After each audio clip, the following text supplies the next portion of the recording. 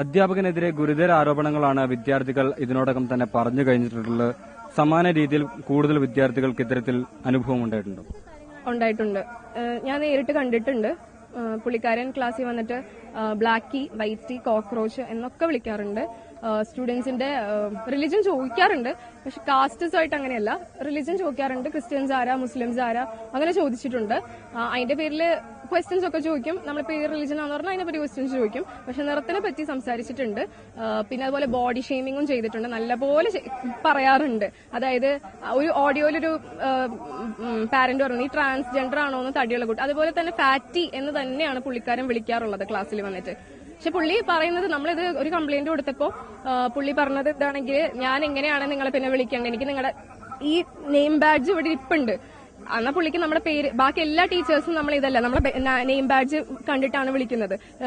പക്ഷെ പുള്ളി, എനിക്ക് നിന്നെ കണ്ടറിയില്ല, നീ തിന്നാണ്, അപ്പൊ ഞാൻ നിന്നെ ലീൻ എന്ന് വിളിച്ചു, അതിനെന്താ തെറ്റ്? പുള്ളിക്ക് അത് അറിയില്ല. ബോഡി ഷേമിംഗ് ആണോ എന്ന് പോലും തിരിച്ചറിയാൻ അറിയില്ല എന്ന് തോന്നുന്നു. ഒരു പരാതി നിങ്ങൾ നേരത്തെ കൊടുത്ത സമയത്ത് എന്താണ്? കൊടുത്തിട്ടുണ്ട്. ആ സമയത്ത് എന്താണ് കോളേജ് അധികൃതരുടെ ഭാഗത്തുണ്ടായ ഒരു സമീപനം? വിളിച്ച് സംസാരിച്ചു എന്നാണ് തോന്നുന്നത്. എന്നാ പോലും അത് ഇപ്പം പറയുന്നത് കംപ്ലൈന്റ് ഒന്നും കൊടുത്തിട്ടില്ല എന്നാണ്. പക്ഷെ നമ്മൾ കൊടുത്തിട്ടുണ്ട്. ഞങ്ങളൊരു സീനിയർ ബാച്ച് ആണ് കൊടുത്തിട്ടുണ്ടായിരുന്നത്. ഇതേ വിളിച്ചിട്ടുള്ള വാക്കുകൾ പ്രിന്റ് ചെയ്തിട്ട് പ്രിന്റഡ് കംപ്ലൈന്റ് ആണ് കൊടുത്തിട്ടുള്ളത്. അതും റാമിനെതിരെ മാത്രം, മൊത്തം സ്റ്റാഫിനല്ല. അതായത് ഇവിടെ ഒരു പരാതി പരിഹാര സെല്ലൊക്കെ ഉണ്ടാവേണ്ടത്, അത് കൃത്യമായിട്ട് പ്രവർത്തിക്കുന്നുണ്ടോ കോളേജുകളിൽ? അതിനെപ്പറ്റി നമുക്കറിയില്ല. ഇവിടെ പുള്ളി 2 മാസം സസ്പെൻഷനിൽ പോയിട്ടുണ്ടായിരുന്നു. കുഹാസിൽ എന്തോ കംപ്ലൈന്റ് പോയിട്ട് അങ്ങനെ എന്തോ സസ്പെൻഷനിൽ പോയിട്ടുണ്ടായിരുന്നു.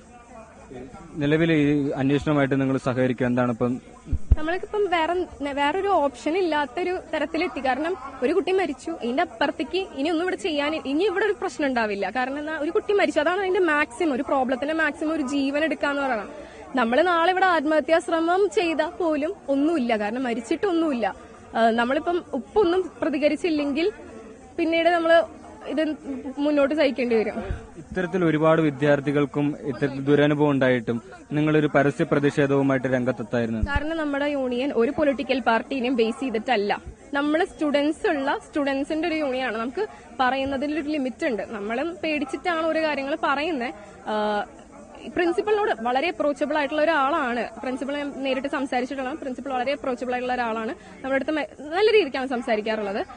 പക്ഷെ നമുക്ക് പേടി ഈ റാം എന്നുള്ളൊരു ഇതാണ്. നമ്മൾ കംപ്ലൈന്റ് കൊടുത്തപ്പോൾ പോലും നമ്മളുടെ ക്ലാസ്സിൽ വന്നിട്ട് ഇങ്ങനെ നിങ്ങൾ ഇങ്ങനെ കംപ്ലൈന്റ് കൊടുത്തേ, അങ്ങനെ ഒരു ടോണാണ്. പിന്നെ 2 മാസം സസ്പെൻഷൻ കഴിഞ്ഞ് തിരിച്ച് വരും. നമുക്ക് തന്നെ അറിയാവുന്ന കാരണം കംപ്ലൈന്റ് കൊടുത്തിട്ടും നമ്മൾ അങ്ങനെ കാര്യം കംപ്ലൈന്റ് കൊടുക്കാറില്ല. നിലവിൽ ഇപ്പോൾ ഉയർന്നു വരുന്ന മറ്റൊരു ആരോപണം എന്ന് പറയുന്നത് മറ്റ് അധ്യാപകരും സമാന രീതിയിൽ ടോർച്ചർ ചെയ്യുന്നുണ്ട് എന്നുള്ളതാണ്. എന്തെങ്കിലും ഉണ്ടായിട്ടുണ്ടോ? ഈ കളറ് പറഞ്ഞ് വേറെ ഒരു സ്റ്റാഫും കളറ് പറഞ്ഞ്, ഇൻക്ലൂഡിംഗ് സംഗീത മാം ഉൾപ്പെടെ വേറെ ആരും കളറ് പറഞ്ഞോ കാസ്റ്റ് പറഞ്ഞോ അധിക്ഷേപിക്കാറില്ല. ഇല്ല. നിലവിൽ നിങ്ങളുടെ തീരുമാനം എന്താണ്? നമ്മളിപ്പം വന്നിട്ട് ഏതെങ്കിലും ഒരു പൊളിറ്റിക്കൽ പാർട്ടി, SFI ആണെങ്കിൽ ഏതെങ്കിലും പൊളിറ്റിക്കൽ പാർട്ടിയുടെ കൂടെയുള്ള, ഇപ്പൊ SFI ആണ് തീരുമാനിച്ചത് ഒരു പ്രതിഷേധം നടത്താൻ, ഒറ്റയ്ക്ക് ചെയ്യാനായിട്ടുള്ള ഇത് നമുക്കില്ല.